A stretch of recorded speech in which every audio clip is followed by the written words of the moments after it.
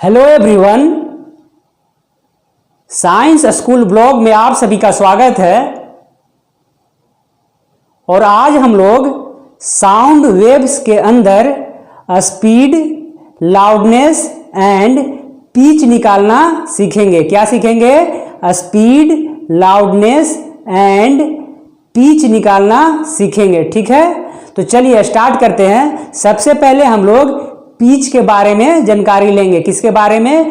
Pitch के बारे में जानकारी लेंगे। ठीक है, देखिए इस फिगर में देखिएगा, इस फिगर में सामने हमने दो अलग अलग इंस्ट्रूमेंट लिया है। इंस्ट्रूमेंट का मतलब क्या होता है कि यंत्र। ठीक है, दो अलग अलग यंत्र लिया है और दोनों को सेम समय के लिए बजाया है। ठीक है, तो देखिए दोनों को बजाया और इसका हमने साउंड वेव दिखाया ग्राफ पे, साउंड वेव दिखाया ग्राफ पे। तो देखिए कुछ इस तरीके से दिखा। ठीक है, देखिए दो अलग अलग इंस्ट्रूमेंट है। ठीक है, कोई भी इंस्ट्रूमेंट कहीं भी हो सकता है। ठीक है, हमें इससे इस बात से मतलब नहीं है कि कौन कैसा इंस्ट्रूमेंट है, कौन कैसा इंस्ट्रूमेंट है। ठीक है, दो अलग अलग बस इंस्ट्रूमेंट है। ठीक है, दोनों को सेम समय के लिए बजाया गया है, दोनों को सेम समय के लिए बजाया गया है। ठीक है, तो पहले का कुछ ग्राफ इस तरीके का है और दूसरे का ग्राफ कुछ इस तरीके का है। ठीक है,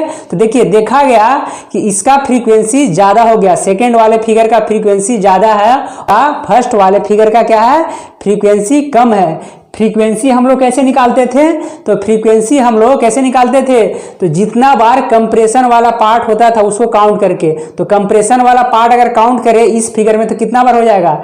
एक बार हो जाएगा और ये दो बार हो जाएगा। ठीक है, तो दो बार कंप्रेशन वाला पार्ट है किसमें? फिगर 1 में। ठीक है, अगर हम इस फिगर में बात करें, तो कितना बार कंप्रेशन हुआ है? तो एक बार हुआ है, दो बार हुआ है, 3 बार हुआ है, 4 बार हुआ है, 5 बार हुआ है, 6 बार हुआ है, 7 बार हुआ है, यानी कि 7 बार कंप्रेशन हुआ है। तो फ्रीक्वेंसी किसका ज्यादा हो गया? तो इसका फ्रीक्वेंसी ज्यादा हो गया, इस फिगर का फ्रीक्वेंसी ज्यादा हो गया और इसका फ्रीक्वेंसी कम हो गया, इसका फ्रीक्वेंसी कम हो गया। तो देखिए जिसका फ्रीक्वेंसी ज्यादा होगा उसका पिच ज्यादा होगा, जिसका फ्रीक्वेंसी ज्यादा होगा उसका पिच ज्यादा होगा, जिसका फ्रीक्वेंसी कम होगा उसका पिच कम होगा।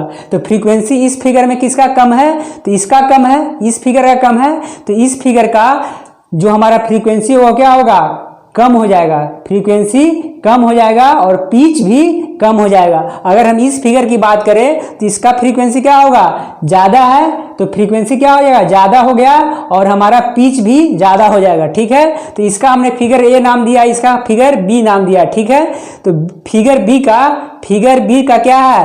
फ्रीक्वेंसी ज्यादा है तो इसका पिच ज्यादा हो गया।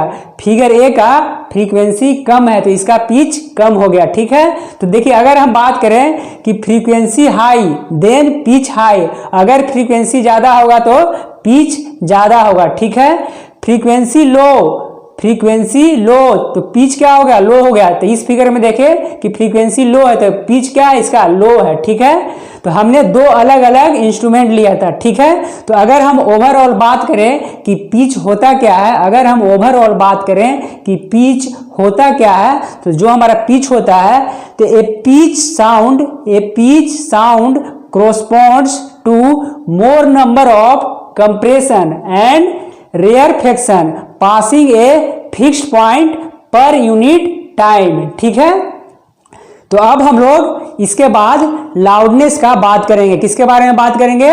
लाउडनेस का बात करेंगे। ठीक, तो चलिए अब हम लोग लाउडनेस के बारे में पढ़ते हैं। ठीक है, देखिए यहां पे भी दो फिगर बनाया गया है, फिगर ए और फिगर बी। ठीक है, कौन कौन सा फिगर है? तो फिगर ए है और फिगर बी है, यानी कि दो ग्राफ बनाया गया है। ठीक है, वेव डिस्टरबेंस और टाइम के बीच में। ठीक है, देखिए अगर हम बात करें एम्पलीट्यूड का, अगर हम बात करें कि एम्पलीट्यूड का, तो एम्पलीट्यूड कौन होता है? तो जो मीन पोजीशन से मैक्सिमम वैल्यू होता है वही हमारा एम्पलीट्यूड होता है। जो मीन पोजीशन से मैक्सिमम वैल्यू होता है वही तो हमारा एम्पलीट्यूड होता है।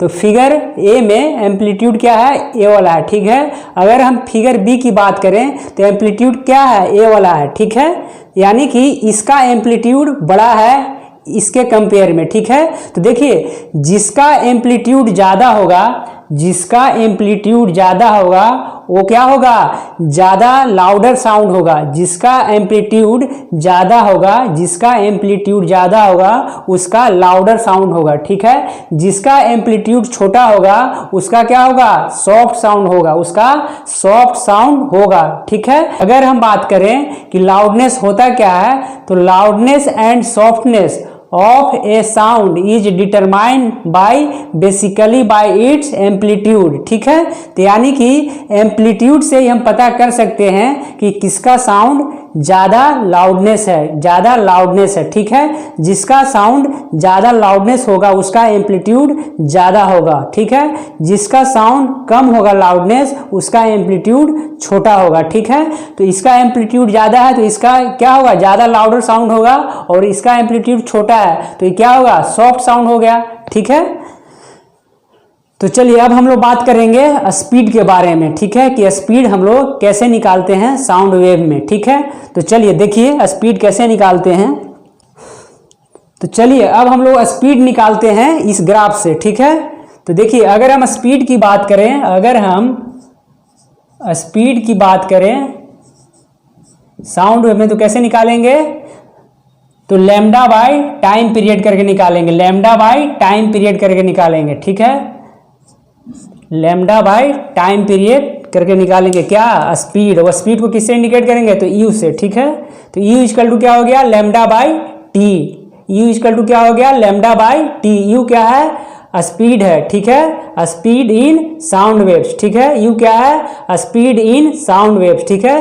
तो यू इक्वल टू क्या हो गया, लैम्डा बाय टी। और टाइम पीरियड को हम लोग क्या लिखते हैं, वन बाई फ्रीक्वेंसी लिखते हैं टाइम पीरियड को, ठीक है।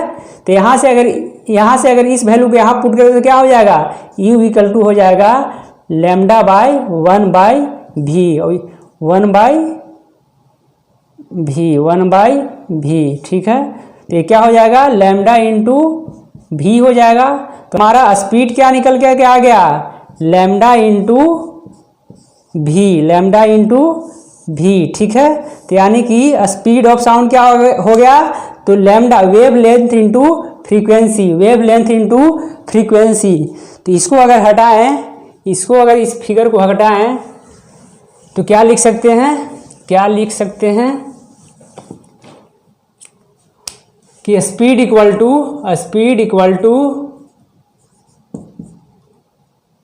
वेव लेंथ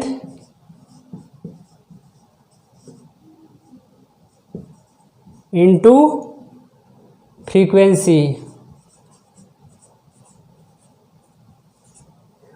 यानी कि स्पीड इक्वल टू क्या हो जाएगा, वेव लेंथ इंटू फ्रीक्वेंसी, ठीक है। यही हमारा क्या हो गया, speed of sound waves, speed of sound waves. तो स्पीड ऑफ साउंड वेव्स निकालना है तो कैसे निकालेंगे, तो एक तो हो गया हमारा क्या, लैम्डा बाई टी, यानी कि वेव लेंथ बाय टाइम, पहला फार्मूला तो ये हो गया। सेकेंड फार्मूला क्या हो गया, वेव लेंथ इंटू फ्रीक्वेंसी, ठीक है। यू क्या है, स्पीड है ऑफ साउंड वेव्स, ठीक है। लैम्डा क्या है, वेव लेंथ है,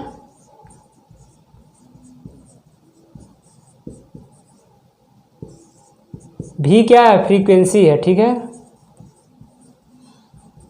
यू क्या है, स्पीड ऑफ साउंड वेव्स है, ठीक है। तो स्पीड ऑफ साउंड वेव्स का कितना फार्मूला हो गया, तो दो फार्मूला हो गया। एक कौन सा हो गया, तो वेव लेंथ बाय टाइम, और एक क्या हो गया, तो वेव लेंथ इनटू फ्रीक्वेंसी, ठीक है।